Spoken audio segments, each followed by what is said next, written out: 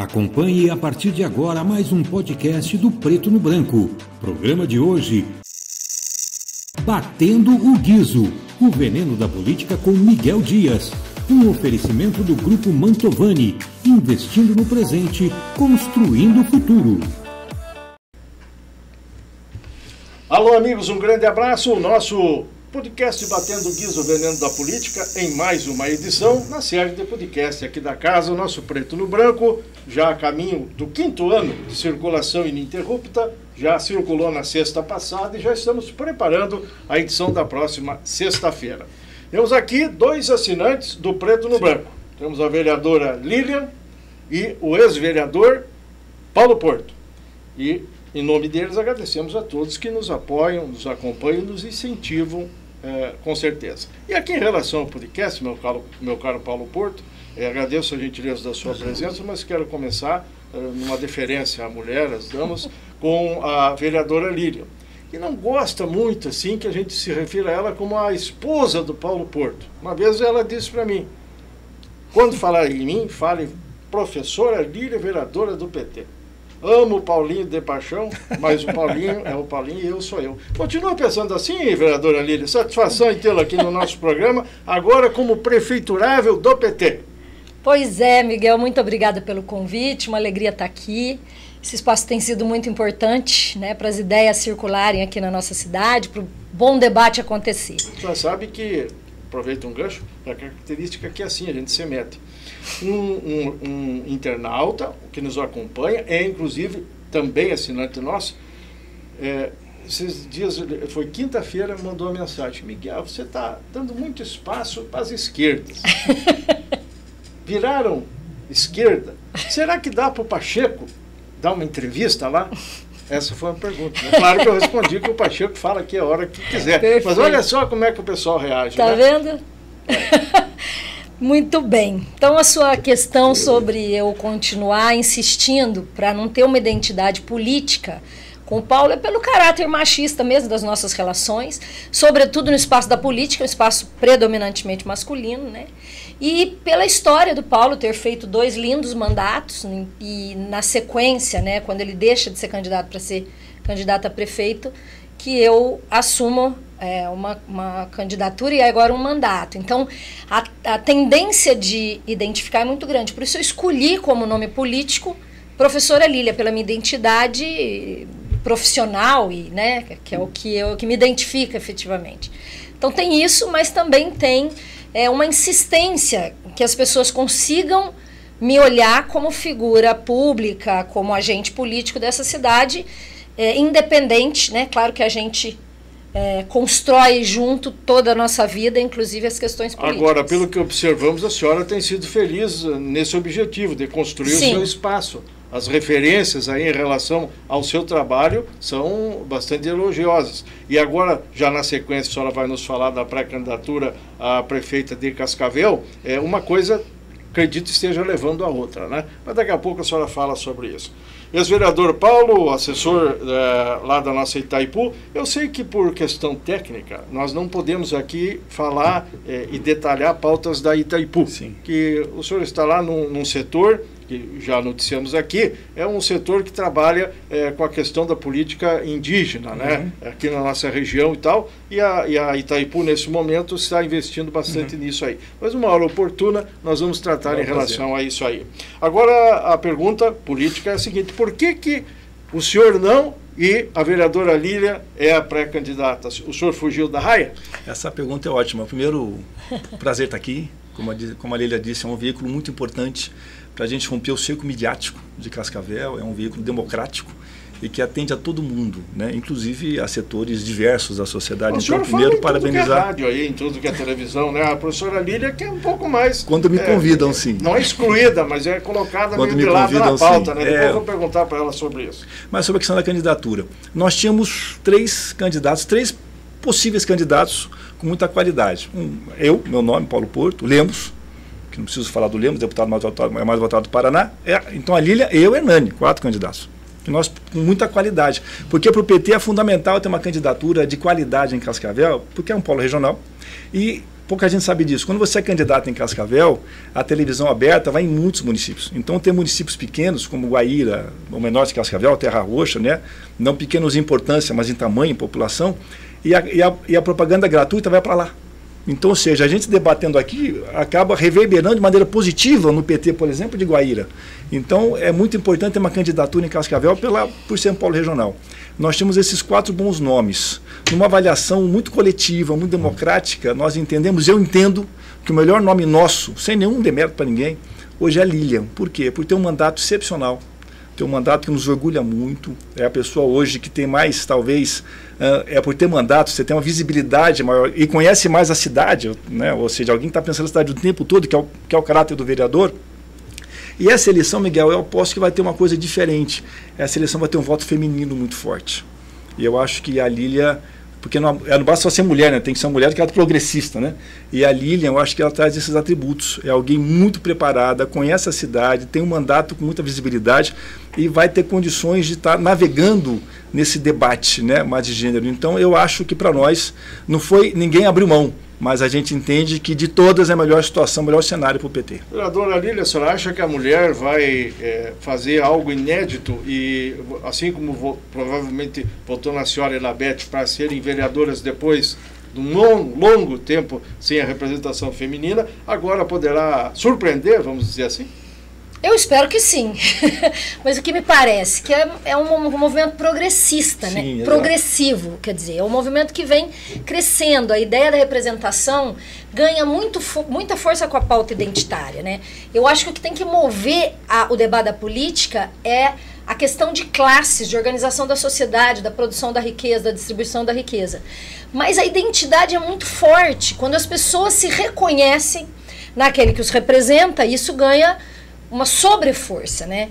E acho que as mulheres vêm fazendo um caminho importante na política no Brasil, na nossa cidade, né? E lutando, né, por esse espaço de forma mais altiva, mais protagonista. Então, acho que a gente vai seguir nesse caminho ascendente e espero que de forma mais massiva ainda a partir dessa eleição municipal. Quero registrar aqui, evidente que a imprensa faz o mesmo tipo de registro, as manifestações elogiosas à sua decisão e muitas manifestações que criticam, dizem que a senhora está errada, vai sacrificar uma reeleição, que seria fácil em termos, eu acho que não tem eleição fácil, mas que na verdade não vai prosperar aqui na questão de candidatura à prefeitura, porque o município é genuinamente aquela questão de direita, extrema-direita, e tal. Aqui o Bolsonaro se lavou de votos, etc. e tal. Agora teve esse movimento aí todo final de semana, podem comentar se quiserem também. E o pessoal associa tudo porque a senhora anunciou justamente no domingo a sua decisão, né?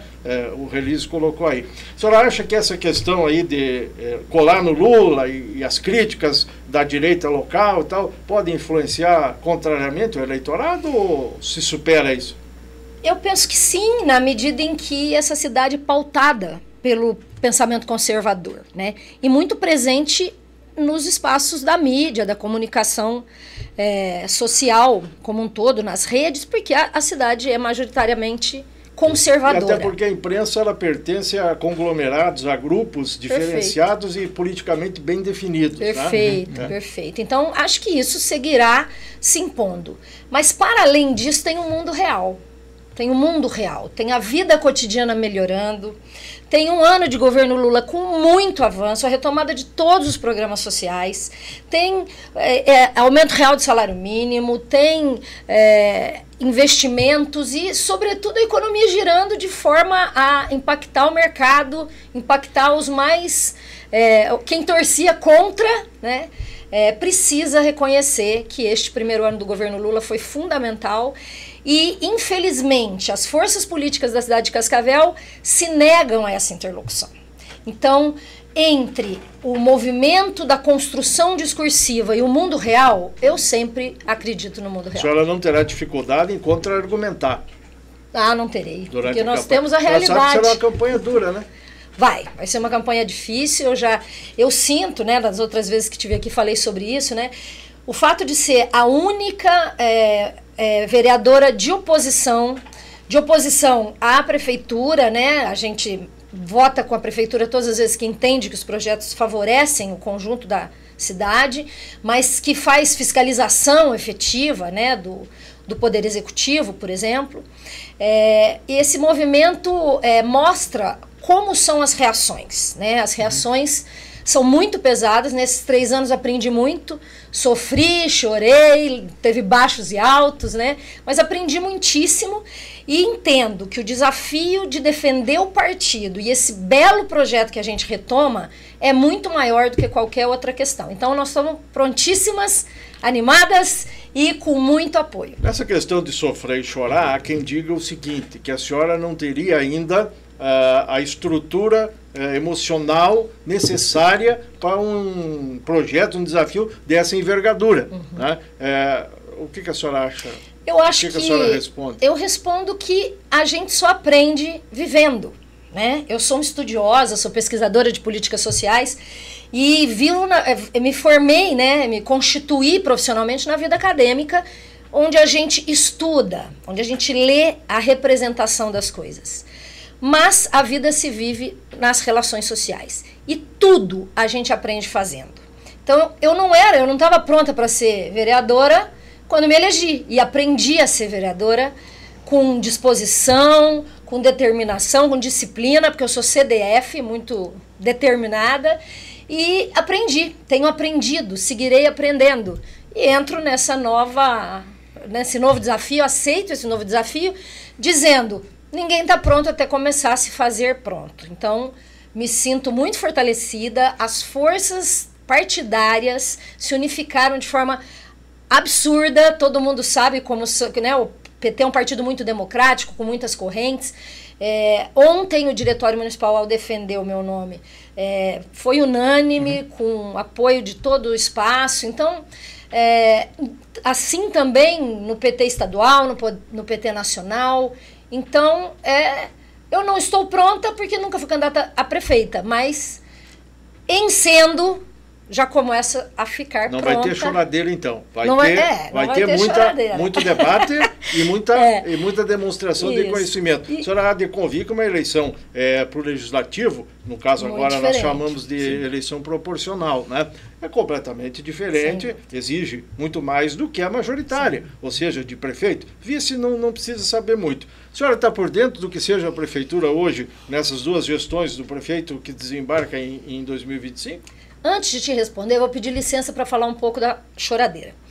Veja, momentos muito tensos e que ecoaram para mim de forma muito pesada, né, no embate na Câmara, até pela forma desrespeitosa e agressiva de alguns interlocutores lá, eu percebo o destaque de quando eu arrefeço, de quando eu sinto o baque. O eco disso também é machismo, porque o desequilíbrio dos meus colegas normalmente se expressa pela violência, que é, de alguma forma, um caráter muito masculino das personalidades, né? Não que a minha personalidade não tenha traços violentos, sou muito mais violenta que o Paulinho. É verdade. Ele é uma lady. Mas o eco é muito maior. Então eu fico pensando, todos os desequilíbrios dos meus colegas que se dão de forma violenta e assintosa são menos percebidos, né, no senso comum e no debate. Então, acho que eu ocupo um lugar de destaque por estar nesse lugar de oposição absolutamente sozinha. Em alguns momentos, um ou outro vereador se coloca, né? Mas na maioria das vezes... Um outro é o vereador Edson. Um outro é o vereador Edson. Não tem mais um terceiro. Perfeito. Que hoje elogiou a senhora. Que hoje também, me elogiou, foi verdade. Ele e o Madril também. Mas isso, então acho que isso é uma coisa também que eu tenho cobranças que outros não têm. Como eu vejo a cidade, né? Não é como a senhora vê a cidade. Se a senhora conhece direitinho a prefeitura. Sim. Porque uma coisa é a prefeitura, outra coisa é a cidade. Perfeito. Tem que ter casório aí nesse negócio, né? Exatamente. Tanto para eleger o prefeito, como depois para o trabalho, para governar, né? A senhora está por dentro do que seja a prefeitura? O papel fiscalizador me colocou nas entrelinhas das secretarias, dos problemas, na interlocução, inclusive, com servidores e com os secretários, né, as diretorias. Então foi uma grande escola sobre a prefeitura e seu funcionamento, né? E se eu tiver que dizer algo de forma muito breve sobre os 2 mandatos, né, dessa... Depois a senhora vai comentar em relação a isso. Através das assessorias e dos pedidos de informações e tudo mais, onde o vereador robustece o seu conhecimento. Exatamente. Né? Porque a senhora passear na prefeitura, a serviço, ou visitar, como queira, foi algumas vezes que eu sei, inclusive recebida pelo prefeito. Sempre recebida, Paranhos, né? muitas vezes. Não dá para se queixar em relação a isso. Mas demora muitas vezes para chegar a um esclarecimento até a senhora. Se a senhora for prefeita, vai tratar como a sua futura Câmara de Vereadores? No bico da caneta? Tem prazo? Pede, como é que chama? Dilação de prazo? Dilação de prazo. E aí a resposta de hoje vem só no ano que vem. Pois é, eu posso dizer com toda segurança que o governo Paranhos não é um governo transparente. Não tem dito isso. Não é transparente. Continua pensando assim. Se nega informações. E o que eu senti a partir do meu primeiro ano de mandato, com os requerimentos, que é a ferramenta que a gente tem de pedir a informação, não só dilação de prazo, como a resposta evasiva. Lacônica, curtinha. A resposta que não traz nenhuma informação, né? Então eu percebi que essa foi uma estratégia que foi sendo usada à medida que o nosso mandato se caracterizou como um mandato fiscalizador, né? Sim. E outra característica dessas questões que nós fizemos enquanto mandato é que eu não sou uma vereadora de bairro. Eu não tenho uma representação local, né? A base dos meus votos, a base do nosso mandato, ela é uma base de identificação com as pautas. Então, isso também me colocou num espaço muito ampliado de interlocução, tanto com a base quanto com as diversas secretarias, porque todo mundo apostava que eu seria vereadora... O disse assim, a Lília vai muito bem no meio sindicalista, e vai mesmo, né? Professores e os demais todos aí. Os trabalhadores em geral, sou do partido deles. Daqui a pouco nós vamos falar dos 2 governos do prefeito, que está saindo aí, as principais bandeiras que hoje a pré-candidata novata aqui na lista, né? Porque pela primeira vez ela vai entrar. A senhora acha que já vai estar nas próximas pesquisas, será? No disco? Pois é, você vê, nunca meu nome aparecia nas pesquisas. Importante que esteja, né? Importante que esteja. É uma coisa oficial. Embora tem gente que ainda diga que isso tudo a senhora vai rever lá na frente, vai desistir lá pelas tantas, vai ser candidato de novo. São conjecturas, e até possibilidades, faz parte, né? Mas hoje a senhora está centrando o discurso aqui. Meu caro Paulinho Porto, na sua época de vereança, chegou a chorar alguma vez, a ter algum embate? E esse chorar, não é questão pejorativa. Daqui a pouco, o embate mesmo, que para uns é envaretar, para outros é acovardar, enfim, para você como é que é? Eu queria antes retomar a pergunta que você fez, se ele está preparado ou não.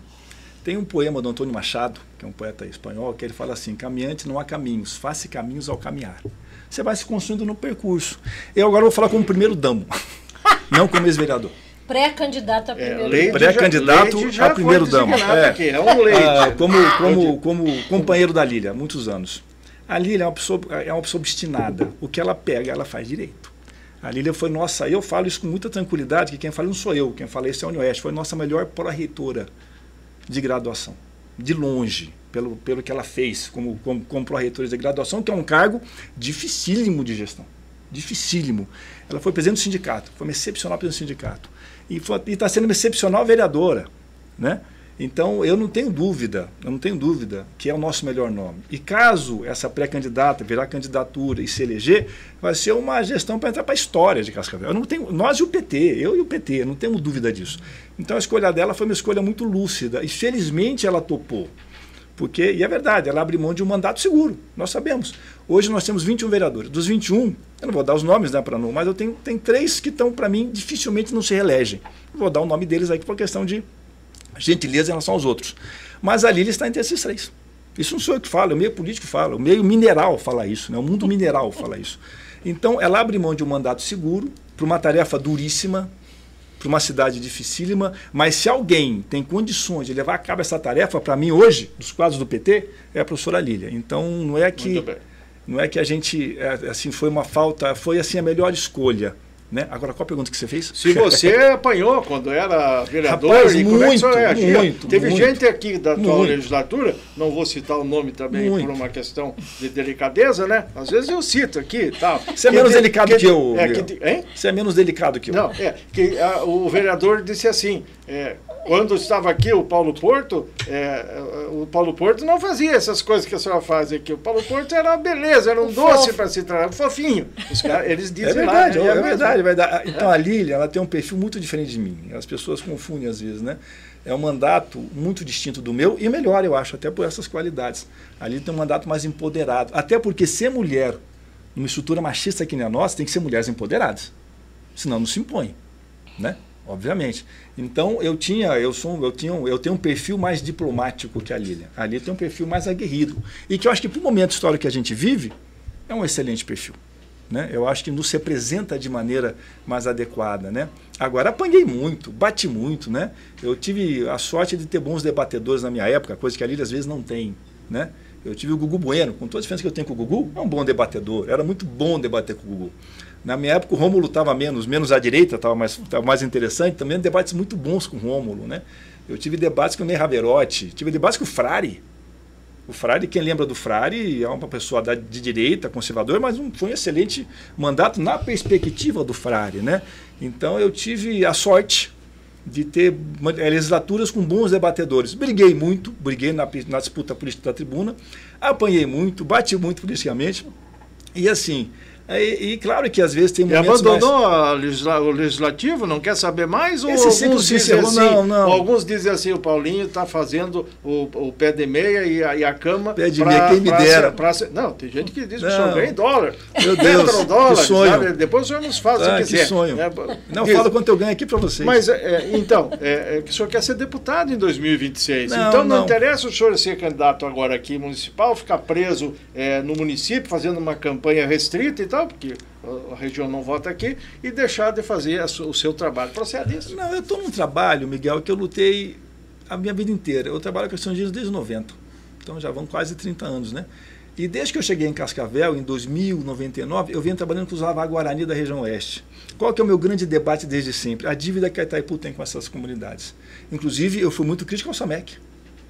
Depois eu virei secretário municipal do governo Lízias, depois fui vereador, eu tinha um papel de um deputadozinho, que para mim o vereador de Cascavel é um deputadozinho, pelo tamanho de Cascavel. E eu trazia a pauta indígena sem Cascavel ser um município indígena, e fazia um debate qualificadíssimo.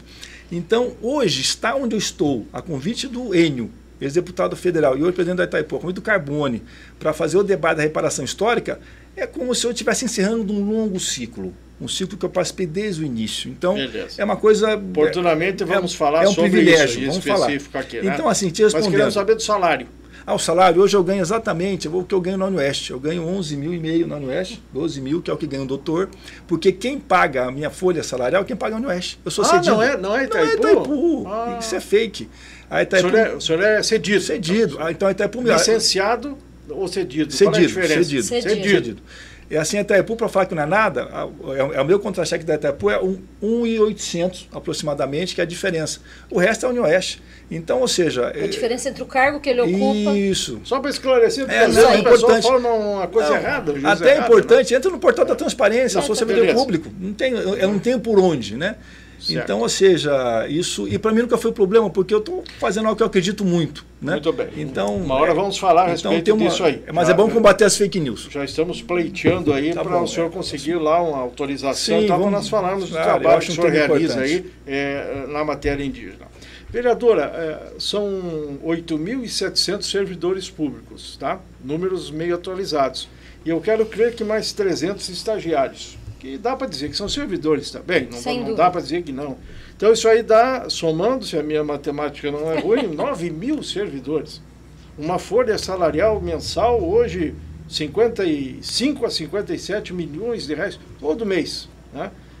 No final do ano, o prefeito que estiver com a caneta tem que juntar quase 250 milhões de reais para pagar de novembro, paga em dezembro paga em janeiro, daí faz o 13º, terço das férias, e se juntar a folha de janeiro, vai a quase 300 milhões de reais numa tacada só. A senhora não fica apavorada com esses números? Eu fico apavorada com uma cidade rica como a nossa, que trata os servidores como trata. Isso eu fico apavorada. Nós sabemos que falta servidor em todas as secretarias. Todas as secretarias. E com a pujança em obras, em propostas de políticas que o Paranhos fez, precisava ter o contraponto dos servidores. Hoje um servidor de Toledo ganha mais que um servidor de Cascavel. Hoje o servidor de Cascavel é assediado. E são servidores, na sua expressa maioria, dedicadíssimos. E que sofrem muito, trabalham muito. Muitas vezes não recebem hora extra, tem que brigar para receber hora extra. É muito tensa a relação entre os servidores e o poder público hoje em Cascavel. Uma das questões é a forma como Paranhos sempre tratou. Na minha opinião, Paranhos é um prefeito anti-servidor, que jogou de forma deliberada a população contra os servidores públicos, porque já tem uma construção há décadas nesse país, contra o servidor público. E o servidor público de Cascavel ganha mal, vive mal, está adoecido, é maltratado e não temos servidor suficiente. Tá, mas se a gente aumentar o número de servidores ou melhorar o salário, a gente estoura o limite prudencial. O limite prudencial é uma forma organizativa do orçamento público de classe. Porque o Estado existe para atender as pessoas. Por isso a gente defende Estado grande. Essa coisa de Estado mínimo é tudo que a gente quer combater. E todas as experiências de Estado mínimo no Brasil deram com os burros na água. Quero convidar todo mundo a acompanhar o Milei, o que está fazendo na Argentina, né? Esse aclamado pelo bolsonarismo brasileiro, o que esse cara está fazendo na Argentina? Vai destruir a Argentina porque está destruindo a política pública e o serviço público. Então, para o cidadão receber saúde, educação, segurança, todas as, ter meio ambiente limpo, não ter surto de dengue nesses níveis, precisa de gente. O maior efetivo e a maior riqueza de qualquer cidade é o seu povo, e de qualquer poder público são os servidores. Correto. Agora, para pagar esse pessoal direitinho, precisa de dinheiro, precisa de receita. Precisa de receita. E aí, só concorda que daqui a pouco, logo ali, o poder público vai trabalhar, vai arrecadar para satisfazer folha de pagamento, ou não precisa ser assim? Não, eu penso que é definir prioridade. É definir prioridade e desenhar políticas. E eu sempre acho que as saídas devam ser coletivas, né? O governo Paranhos não foi um governo de diálogo, né? O seu perfil bastante autoritário na gestão se reproduziu para os secretários e dos secretários para os diretores. Então, todas as audiências públicas que eu participei, chamadas pela prefeitura, não foram audiências públicas, porque audiência significa ouvir o povo. E o formato, a condução, o jeito que a prefeitura chama, como ela conduz... Assim, eu vou dar um exemplo que para mim que foi extremo, que foram as audiências públicas do transporte e do lixo. Lá, são pautas que se a senhora se eleger, vai herdar, hein? Então, quem for eleito, todos, e se for eleito, nós vamos herdar uma cidade com problemas gravíssimos. Então, para mim, o endividamento do município, apesar de não estar no limite como está o limite prudencial, é muito mais grave. Porque o problema não é se eu tenho mais espaço de endividamento, é se eu tenho capacidade de pagar. E ninguém questiona o volume de dinheiro que o Paranhos paga para suprir as dívidas das obras. E com todos os problemas da obra pública, né, de rescisão, de revisão, de obra parada, e depois de retomar e de perder dinheiro público. Então, para mim, é muito mais grave analisar a capacidade de pagamento das dívidas dos empréstimos tomados pelo Paranhos do que olhar com mais seriedade, mais respeito para o trabalho dos servidores. E aí, repensar a organização da distribuição desses recursos. Servidores, pelo menos a grande maioria, a gente acompanha dos debates aí das mídias e tal, se queixam que o prefeito priorizou o material. O material.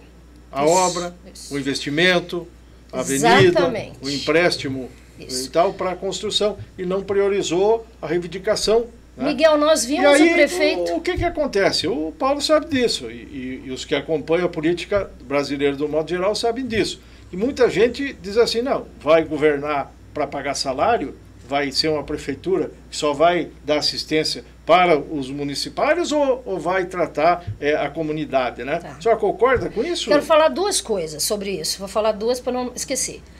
Uma é sobre as obras. Nós assistimos o Paranhos inaugurar o UBS e dividir a equipe da outra UBS para poder fazer as duas funcionarem. Funcionar as duas. De forma precária nos dois espaços. O pessoal que se queixa Aí, disso, né? o funcionamento precário ecoa na pessoa que está na fila por 4h30, 5 horas sem ser atendido, em condições muito ruins, porque espera lá na cadeira, e aí se tem possibilidade de contaminação. Claro. Então, o que me parece? Eu farei 58 anos amanhã, e eu venho de São Paulo e vivi em um período malufista, né? O Maluf é um exemplo disso que o Paranhos faz, porque a obra fica com o selo de quem a construiu. Sim. Agora, a pessoa que sofreu com péssimo atendimento por falta de equipe, passa. Então o Paranhos faz uma escolha, porque ele tem perspectivas futuras aí de ascender em cargos públicos. Ele fez essa escolha. E muita competência, porque o que o homem fez de obra, que ele inaugurou... A senhora acha que ele como bom marqueteiro, está fazendo errado? Porque a senhora fala muitas vezes, né? Sobre o marketing. Qual é a minha crítica ao marketing? Quando ele não expressa o que as coisas são. Né? Dizia assim, a saúde está maravilhosa. O doutor Bailac, secretário, não, jura vamos que evitar, vamos evitar falar. Evitar o quê? Não, mas é o secretário, ele vai na Câmara, fala, vai no Conselho Municipal Bailac de Saúde, fala... diz que hoje nós temos aí a prevenção triplicou em relação ao que era antes. Afinal, nós estamos falando de Cascavel, segundo o melhor município do Brasil para se viver e o que tem o melhor prefeito no Brasil. Isso, melhor prefeito, melhor secretário de saúde, a melhor saúde. Isso que eu digo do real, né? O marketing é fundamental para ecoar o que a gente faz. Agora, quando o marketing existe para colocar uma nuvem no que a gente faz, é essa crítica que eu faço. Eu acho que muitas vezes a forma como o mandato do Paranhos se apresenta parece uma cidade cenográfica. A senhora tem usado essa expressão. Parece uma cidade cenográfica, porque é tudo perfeito, maravilhoso, lindo, e sempre o marketing da cidade colado na imagem do Paranhos, que é uma coisa que a gente tem que questionar, inclusive acho que tem que questionar juridicamente. Essa identidade, essa aposta no marketing, a minha denúncia sempre vem no sentido da distância entre o que se diz e o que aparece aí no outdoor. A senhora tem recebido muitas denúncias, né? Depois não me esqueça de pedir para a senhora pontuar e resumir como é que está isso, porque são coisas graves, né? Perfeito. Pode até não reverberar na mídia essa a qual a senhora se refere e tal, mas são coisas graves. E envolvem atendimento público, serviço público, né? Merece uma atençãozinha, mas isso depois. A segunda coisa que eu numerei para não esquecer é assim. Vai gastar com o servidor e não vai gastar com a comunidade? Então vamos pensar junto. Fazer 2 postos de saúde, fazer um posto de saúde novo é pensar na comunidade. E dividir os servidores, que vai piorar o atendimento, com um custo estrutural dobrado, não é afetar a comunidade? Também. Então, quando o servidor está adoecido, está sobrecarregado, está maltratado e ganha mal, quem paga a conta é o cidadão e a cidadã. Pergunta, tem um concurso público, que é para chamar quem passou e nomeá-lo na função, lá no posto de saúde novo esse, não vai ter que dividir. Como é que faz para atender isso aí? E por que não acontece isso? Existe tanta reclamação nesse sentido, das pessoas sobrecarregadas e tal, e o poder público chama um concurso depois do outro. Vou realizar, vai abrir e tal. O que acontece? Médicos, a senhora sabe muito bem que era para ter mais do que tem. Tem uns que dizem que tem médico sobrando e tal, mas nos próprios públicos, pessoal novo que sai da faculdade não quer trabalhar, o Paulo Porto. Eles querem ficar longe do povão, irritado, esperando e tal, e um salário, até que não é ruim um salário de médico de 40 anos, 32 mil reais. É maior que o nosso, meu aposentado da União Oeste. Mas está faltando médico. E a senhora enfrentará isso como? Se for eleita combinando com o povo. Então, o que me parece, reorganizar o projeto de cidade é que vai dar esse equilíbrio. Porque eu comecei falando sobre o limite prudencial. O limite prudencial é uma concepção de Estado mínimo. Porque se a gente pode envidar um volume maior de recursos... Mas tem que arrecadar. Mas tem que arrecadar. Mas olha a arrecadação dessa cidade. Esse expediente aí do limite e tal tem a ver com a arrecadação. Sim. Ele só extrapola se a arrecadação não acontece. Exatamente. A despesa é maior em relação à folha. E né? o que as cidades que entendem que é uma riqueza o servidor para garantir o serviço fazem? Isso que a prefeitura, o Paranhos, usa constantemente do limite, o limite prudencial, ele é um espectro. Quando a gente está chegando perto do início do espectro, já para tudo, já para de pagar, já diminui, já corta, já... O que diz a lei é isso aí. E a gente tem... Quando a gente apresenta, por exemplo, piso da educação, cabe quando você tem uma concepção de prioridade. Tipo assim, de não investir só no material. Daí de não investir só no material. Mas e se o governo federal, que hoje é o seu governo, ou estadual, que hoje é o do governador Ratinho, que é o do Paranhos, começa a diminuir os repasses. E isso é o que nós temos aqui como uma voz forte ecoando junto ao executivo, ele fala isso, e no Brasil afora, com algumas exceções. E aí, lá na Câmara, a senhora escuta os seus pares dizendo, a vereadora tinha que explicar por que diminuiu o recurso do Fundeb, diminuiu o recurso daqui, diminuiu o recurso de lá. A senhora até foi para Brasília pesquisar isso lá. Se a senhora assumir a prefeitura, como é que vai se haver com isso? Vai aumentar imposto? O atual prefeito não aumenta imposto. Já o prefeito de Toledo, que agora, nesse final de 2023, está fazendo sobrar 210 milhões de reais de superávit, o de Toledo. Eu queria falar sobre isso. Aqui, depois você pode falar, aqui a sobra, o secretário Gelson Eckles está dizendo, existe, mas ela é pequena, 10, 9, 8, 11, 12, 15 milhões. Como é que se convive com tudo isso? Primeiro nós precisamos parar com essa palhaçada de que o governo federal diminuiu o recurso de Fundeb. Você, entendeu? Precisa parar com essa conversa. A escolha do Paranhos de colocar toda a culpa no governo federal, que não acontecia no desgoverno anterior, mas agora tudo que está errado, a culpa é do governo federal e o governo estadual não existe. Primeiro, a gente teve anos, desde o golpe contra a presidenta Dilma, nós tivemos anos de destruição das políticas municipalistas. E a gente tem que imputar isso ao governo Bolsonaro. O Paranhos me disse uma vez, numa reunião com o deputado Elton Welter, como foi difícil ser prefeito, tratar o município no governo do Bolsonaro. E esse senso comum, e inclusive é o grande conjunto das mídias em Cascavel, reforçando esses dizeres, essas histórias vão virando verdades. Cascavel teria condição de pagar o piso do magistério.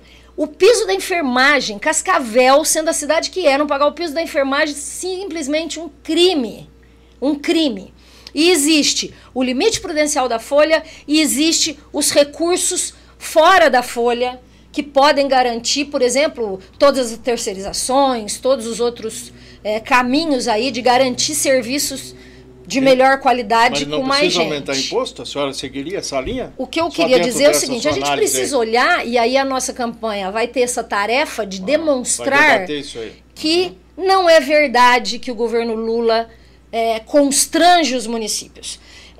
A distribuição, por exemplo, do fundo dos municípios, que o Lula... o FPM também dizem que... Exatamente, caiu, o fundo dos municípios, o Lula recolocou valores porque o número de habitantes das cidades variou. Cascavel foi uma delas. Agora eu tenho que fazer uma observação. O censo do Bolsonaro foi um absurdo. Foi um censo mal feito, foi um censo... Tanto é que ele segurou o que pôde para dar o retrato do país. Então, o governo trabalha com os números. Quando no governo Lula, o resultado desse censo ruim indicou diminuição de repasse, o Lula recolocou nos valores anteriores. E eu acho que nós vamos reconstruir a política municipalista com o governo federal. Então, para fechar isso aí, Paulinho quer falar também, é que existem fórmulas, meios, caminhos para se recuperar o que tiver que se recuperar, manter o que tem que manter e, se tiver que aumentar a receita, vai se aumentar a receita. Porque não existe café de graça. Sem dúvida. Sem dúvida. E na prefeitura também Sem não. Sem dúvida. E esse argumento, Miguel, sempre é usado para dizer, olha, eu não posso te dar boas condições de trabalho porque não existe café de graça. É o que nós Trabalho não é de graça. Trabalho você troca por sobrevivência. Essa é a fórmula da nossa sociedade existir. Agora, o volume de recursos são escolhas políticas. Sobrar dinheiro numa prefeitura não é bonito, é horrível. Para mim, o Beto Lunite está passando atestado de incompetência de gestão, porque ele tinha gastado até o último centavo para garantir para o conjunto da sociedade toledana. De repente já é dinheiro que está empenhado para frente, né? Eu não sei dizer, porque tem mais um ano de governo, né? Pode ser que vai juntar para frente. Pode ser. Paranhos tem vários milhões essa coisa de falar... já definidos para obras que estão em andamento. Perfeito. Então, só para observar isso aí também. Já voltamos com a senhora. Para não perder o fio da meada, você queria falar o que sobre isso aí, Paulinho? Sobre Toledo, mas antes eu queria só retificar, né? Porque eu ia falar que eu menti, né? Eu ganho 2.200, eu acho, líquido. Para as pessoas não falarem que pega a folha, né? Fui procurar para ninguém falar que isso, líquido pelo Unioeste. Não, pela Itaipu. Pelo Unioeste. Pelo Unioeste, a Itaipu completa um pouquinho. O meu salário é da Unioeste hoje. Então, essa coisa de estar na Itaipu, eu estou politicamente. O senhor sabe que o pessoal não, pensa claro, assim, mas é importante. Que lá a política é dolarizada, claro, a política salarial. Quem me dera. O presidente ganha não sei quantos mil dólares, etc, etc. E aí o pessoal fala, o Paulinho não quer abrir mão dos dólares. Não é isso não. Para ser candidato em Cascavel. Não, eu não quero abrir mão do meu projeto em relação aos Avaguarani. Quanto que é o salário de prefeito hoje? Não é muito mais do que o seu. Eu ganho acho que até menos um pouquinho do que o seu lá na Unioeste. Então, quer dizer... Não, eu ganho que ganho vereador hoje um pouquinho menos, um pouquinho mais só. Beleza. É isso. E é importante para deixar as coisas claras, basta ver isso líquido, basta ver no portal da transparência. Agora a questão, por que o Paranhos não paga o piso, por exemplo? Né? Existem municípios menores que Cascavel que pagam o piso e ganham menos. Toledo, por exemplo. Toledo paga o piso. Tem municípios que pagam o piso da enfermagem. Então, eu tenho que afirmar que o Paranhos faz escolhas. Tem uma frase que eu usava muito quando era vereador. Governar é elencar prioridades. Pergunta é, qual a prioridade desse governo? Não tem sido as políticas públicas, ponto. Tem sido obras. Tem sido bom para Cascavel? Vamos debater. Eu entendo que não.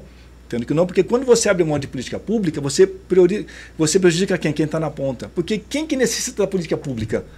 Não é o rico do centro, ou mesmo as pessoas ricas ou que têm posses. Quem necessita é a população mais vulnerável.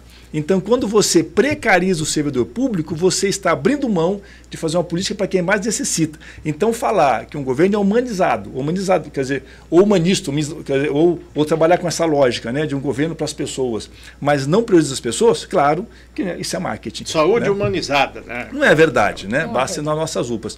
Então, por exemplo, o fato, independente do que ele vai fazer com o dinheiro, de Toledo ter uma reserva maior que Cascavel, e Cascavel não tem dinheiro e Toledo paga o piso, é para a gente entender. Ou seja, qual que é o problema de Cascavel? Né? E aí tem uma solução, não é aumentar imposto, basta não dar isenção. A pergunta é, por que o nosso governo deu tanta isenção para tanto empresário, que inclusive, a Lília tem perguntado isso, ele nega a falar quais tem isenção. O que a senhora tem perguntado mesmo, professora? Aqui no caso da campanha, a senhora vai perguntar, né? Claro, vai e durante a campanha, certamente, vai ter que ter resposta, né? Eu tenho perguntado porque... Quem são os CNPJ que têm tido isenção? Porque nos meus 3 anos de mandato, eu votei 3 orçamentos. O primeiro, a isenção era 30 mil e no final do ano passado, para o orçamento de 2024, a isenção é 130 milhões e agora 140 milhões. Isenção. E ninguém explica para 2024. Para 2025 vocês vão votar. Vamos votar agora. Vai ser, provavelmente é mais que isso. Né?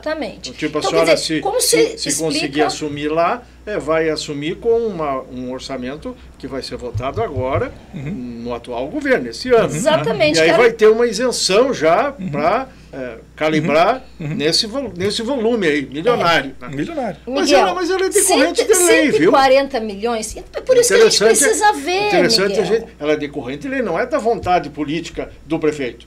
Então, por que a gente não vê? Fulano lá tem olhos azuis, vamos dar uma isenção para ele. Então, por que não está público? Pois é. Eu estou no Ministério Público, no Tribunal de Contas, perguntando quem tem isenção em Cascavel, para a gente ver o que é legítimo, porque nós temos isenções de políticas sociais. Mas aí, até em tese, eu já escutei isso de parte do Poder Público, a senhora estaria invadindo, se recebesse a resposta, e eles pecando, inclusive, perante o juízo. Poderiam ser processados, porque essa questão da empresa que vai ganhar perdão, da dívida ou diminuição, é problema particular da empresa. Mas eu queria só interromper. Não é verdade, porque isso isso não é verdade. Eu sei porque eu fui um dos vereadores que pediu a lista dos devedores. Eu lembro. Lembra? Confusão. Eu fui. Lembra isso? Você lembra disso? Foi bom. E eu pedi a lista dos devedores, deu 100 e poucos milhões de reais em Cascavel, dos que devem, e eu não pude divulgar a lista. E aí eu entendo por que eu não pude. Essa é a argumentação. Ela vazou, hein? Não foi o senhor?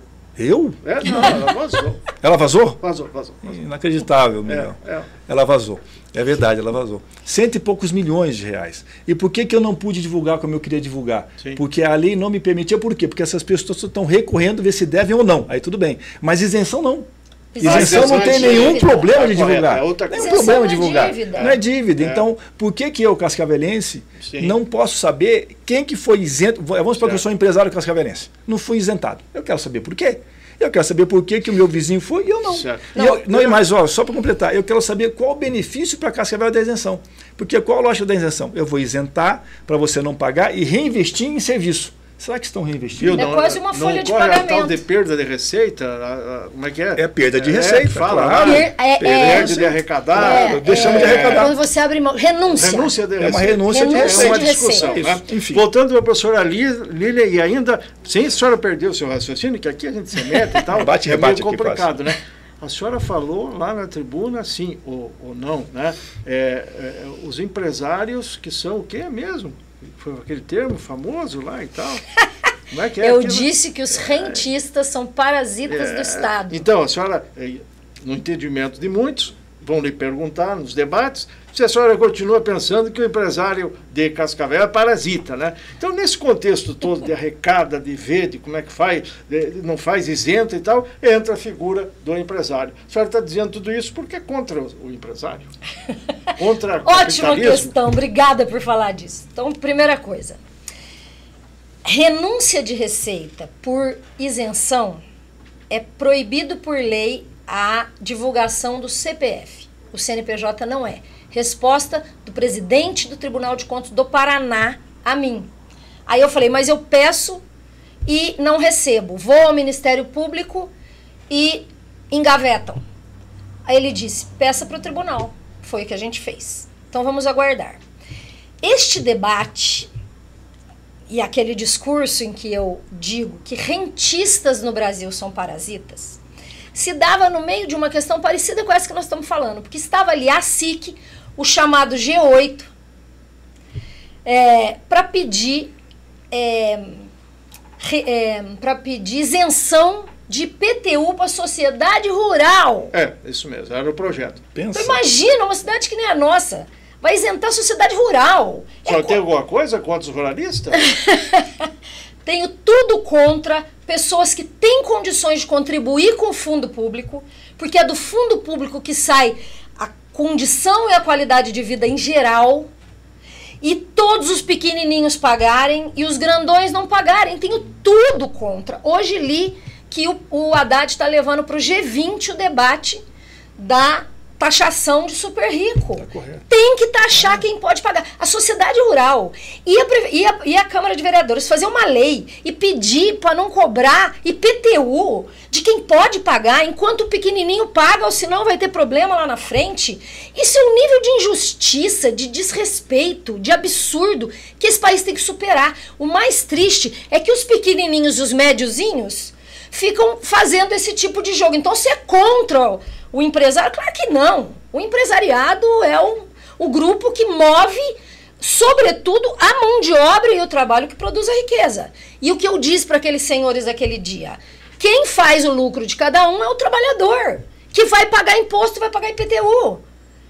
E que o empresário, nós sabemos, precisa arrochar salário, porque é dali que tem a dimensão do seu lucro. É uma questão que não tem jeito. Ou você tem menos lucro e dá melhores condições de salário, ou o contrário. Então, essa tensão também se desdobra quando o empresariado não quer pagar imposto porque eu dou emprego. Tá, mas dá emprego, a condição do seu negócio funcionar, tira os seus trabalhadores e vai ver se funciona.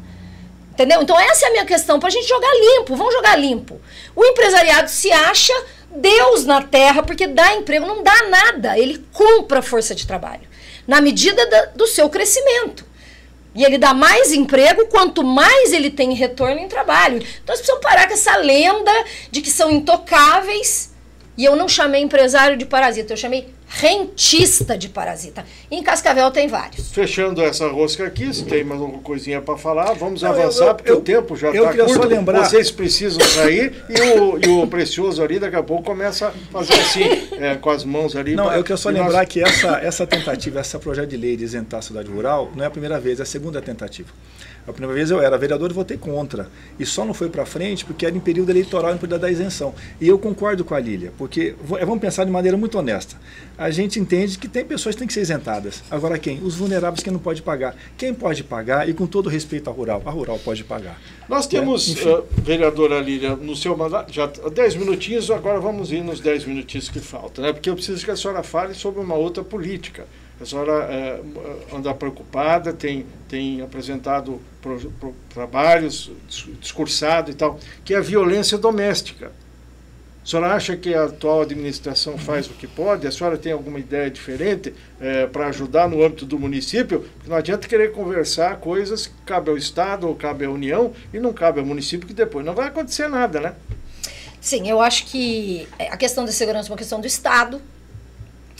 Mas a questão da violência doméstica é a nossa casa, Você né? está criticando a Guarda Municipal com essa sua observação ou o Estado lê esse município na Não, eu questão estou da criticando o segurança? Ratinho. A senhora não aportaria esse volume grande de recursos e tal na Guarda Municipal para implementar? Porque veja, a nossa Guarda tem até aqueles, como é que chama aqueles caminhãozão grande? Caveirão. Caveirão. Eu costumo dizer rabecão, mas rabecão é de carregar defunto, cadáver. né? Tem até caveirão, hein? Às vezes vira rabecão. Não, eu acho que a Guarda Municipal tem que ser fortalecida e, sobretudo, tem que ser treinada, educada, né? A Guarda vai ganhando esse status, né, de segurança pública, já reconhecido, inclusive no STF, e precisa responder na defesa do cidadão. E muitas vezes não, né? Muitas vezes a Guarda defende a estrutura em detrimento das pessoas. E por isso precisa de formação, né? Isso a gente tem discutido, inclusive, com o secretário Pedro, que acolhe com muito bons olhos a necessidade de formar as nossas forças policiais. E dentro desse contexto, vamos à questão da violência doméstica. A Guarda tem hoje até um mecanismo aí que funciona, pena que é diminuto, né? Que faz o atendimento lá, a Maria da Penha e tudo mais. Como é que a senhora está cuidando disso? Eu acho que a gente precisa. A estrutura é diminuta em relação ao trabalho que eles fazem. Não as necessidades. Né? E a demanda, né? A demanda é muito maior, mas o que a Patrulha Maria da Penha de Cascavel consegue fazer eles precisavam. Eu fiz uma homenagem a eles e acho que eles têm que ser reconhecidos porque é um grupo muito pequeno, com pouca estrutura, inclusive em relação ao restante da Guarda, e que atende a cidade e os distritos, a zona rural, com pouquíssima gente. E mais do que isso, quando a Guarda, a Patrulha Maria da Penha, atende um caso de violência doméstica, não é uma questão pontual que termina ali, ele passa a acompanhar essa família, né, essa circunstância, até para a gente prevenir feminicídio, que infelizmente tem alcançado números assustadores na cidade de Cascavel, né? Então acho que é preciso seguir investindo em educação e, sobretudo, diminuir essa tensão em que no nosso país, na nossa cidade, a gente tem resolvido as coisas por meio da violência. Soma isso. Que em janeiro, e agora nós estamos ainda sem terminar fevereiro, são seguramente 20 assassinatos. Em Cascavel. Exatamente. 20 assassinatos em Cascavel. Assustador. E feminicídios aí no meio disso, muita agressão e tudo mais. Mas aí, né? Assim, é o que a gente chama múltipla determinação, né? A violência doméstica, ela é a ponta de uma cidade que tem investido em armamento, em violência, em discurso de ódio. Então nós precisamos acalmar isso, né? Nós precisamos começar pela polícia, dizer: você está aqui para me proteger, você está aqui para cuidar de mim e não para me agredir. Né? Nós temos também a questão da criança, né? Do menor abandonado. Isso. Nós temos questão dos moradores de rua.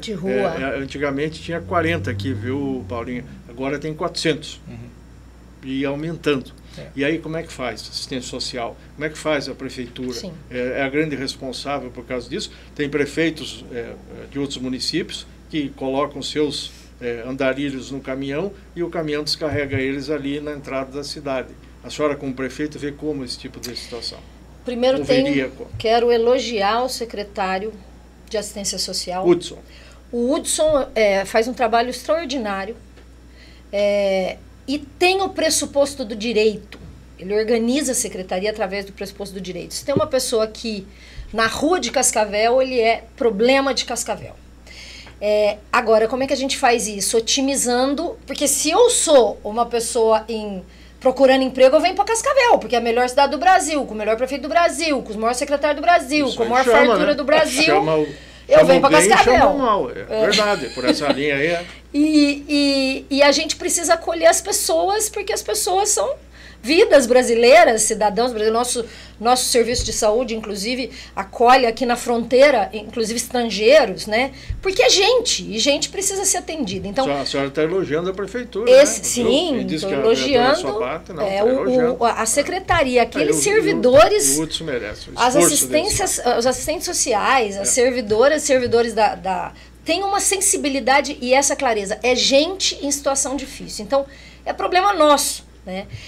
Agora, um país que ampliou em miséria, ampliou em fome, vai ampliar em violência, vai ampliar em morador de rua. Então, a gente precisa tratar isso nas múltiplas determinações para que a gente volte a sair do mapa da fome, para que as pessoas tenham alocação de trabalho e que a gente possa esvaziar as ruas de forma geral. Eu pedi, a senhora fez assim com a cabeça, então eu vou relembrar a questão das denúncias que a senhora tem formulado. Aquela lá de trás envolvendo a Secretaria Antidrogas lá. A senhora lembra, né? Do acolhimento justamente de pessoas drogaditas aí, em risco, sem o trâmite legal. A senhora foi no GAECO em relação a esse assunto, não sei mais fui na Delegacia Anticorrupção, não fui para o GAECO. Não é tudo meio embolado ali? Porque de lá diferença. A investigação vai para o avançar, né?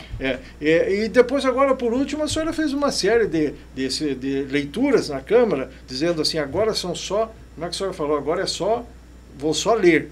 A senhora não formalizou denúncias. E na saúde, sim, a maioria, né? Só nos atualize sobre isso. Saúde e educação. Eu recebo denúncias... Porque a senhora vai receber denúncias contra a senhora depois também. Sem dúvida. Prefeito. Por isso a transparência é a melhor forma de responder a tudo.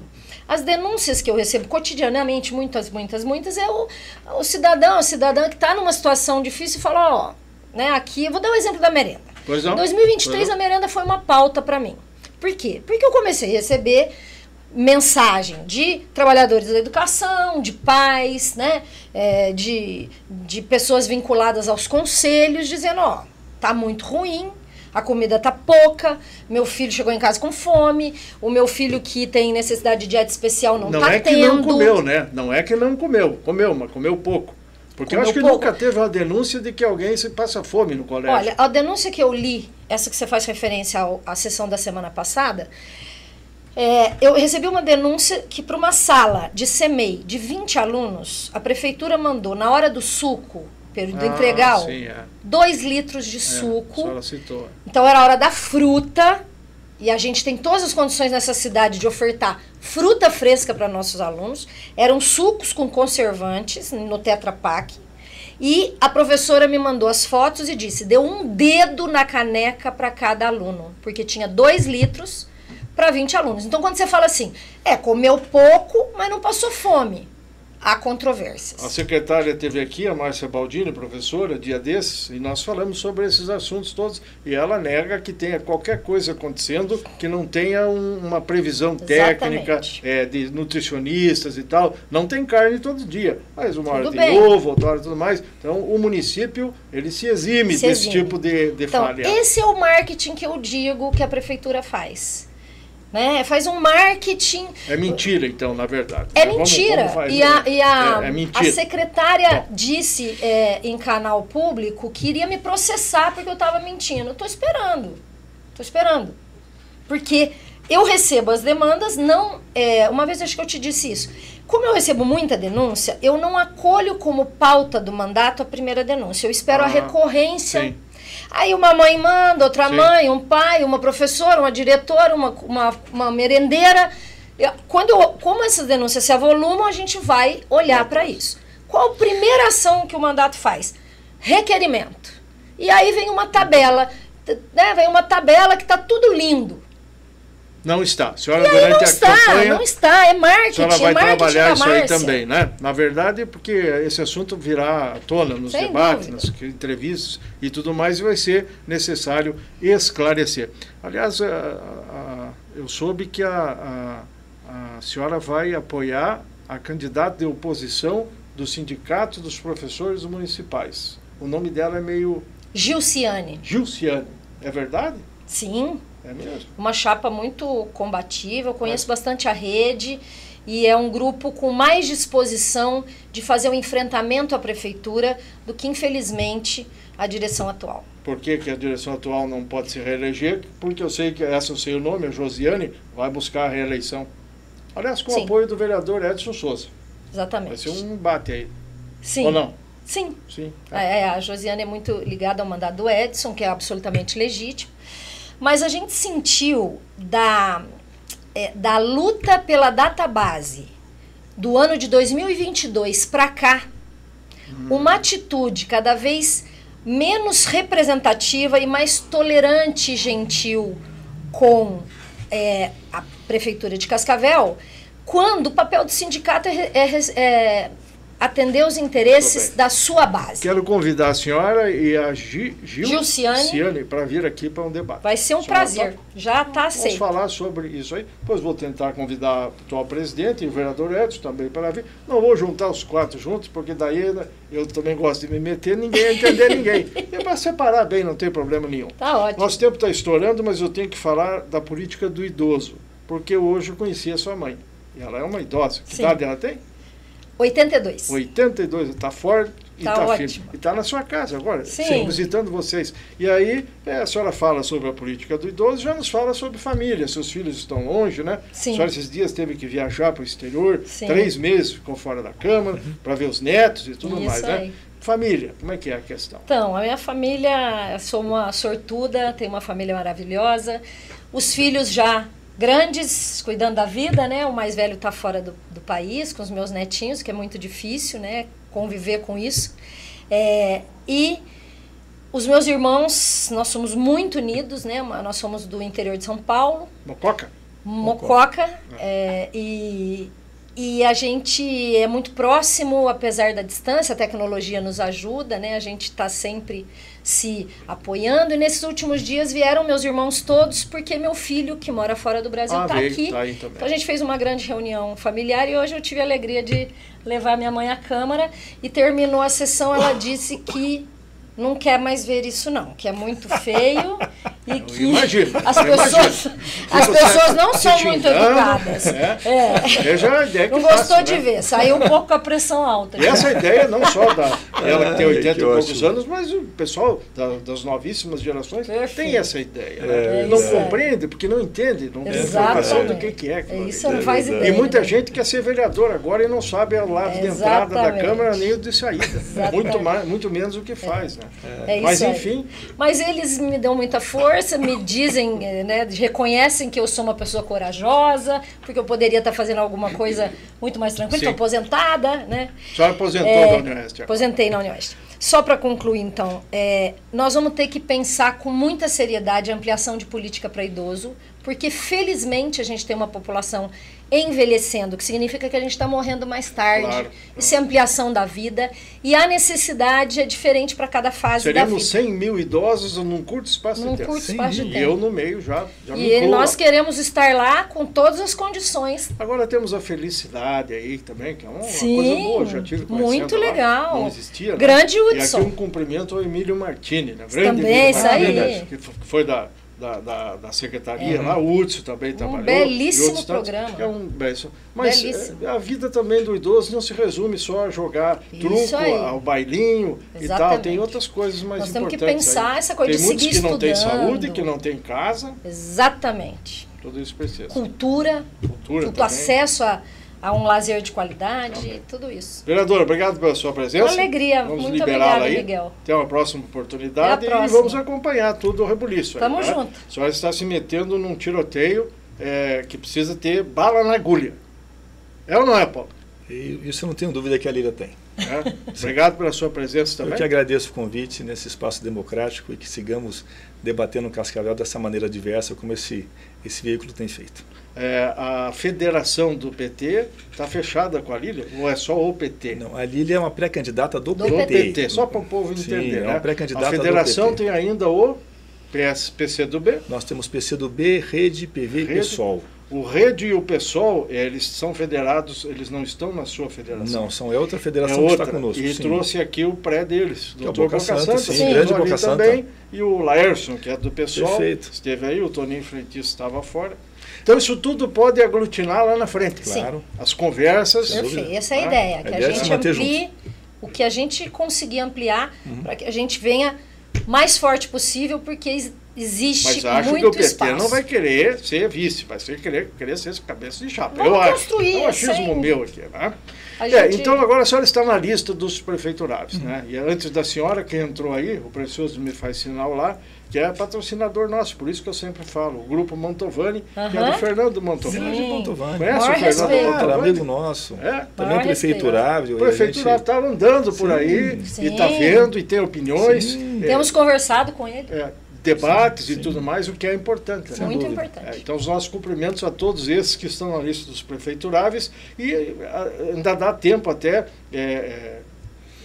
6 de abril pode chegar algum novo se tiver que entrar em partido. Claro. Né? E depois, se já está em partido, pode, lá na frente, na convenção de julho, pode entrar Exatamente. também. Só que eu acho que não há mais tempo para muita gente nova, não. Porque precisa ter densidade, precisa ter correria e tal, para o povo saber, aquele lá é o Mantovani, aquela é a Lília, aquele é o Paulo Porto, aquele é o Renato, o Edgar, o Pacheco e por aí afora. Isso mesmo. Obrigado pela presença. Imagina, a gente agradece. Agradecemos. Um Obrigada, abraço Miguel. e até a próxima. Quem são os nossos visitantes? Minha presidenta Gladys Rossi, Faz favor. pré-candidata a vereadora. Pretendo trazê-la aqui, Isso mas aí. se não vier com o Joaquinzão, não vai ser convidado. Para nós fazer um debate. Bem-vinda, Ele só chama de Gladys. casal, ele só chama de Só casal. chama de casal. Veja, porque de repente.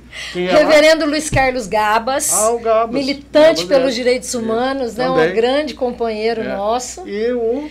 O Celso Alves é um músico mineiro, Muito tocou bem. com o Milton Nascimento, Que é beleza, hein? da geração aí do Clube da Esquina. Agradeço a presença, faço o registro e desejo que todos nos acompanhem na próxima edição. Um abraço precioso.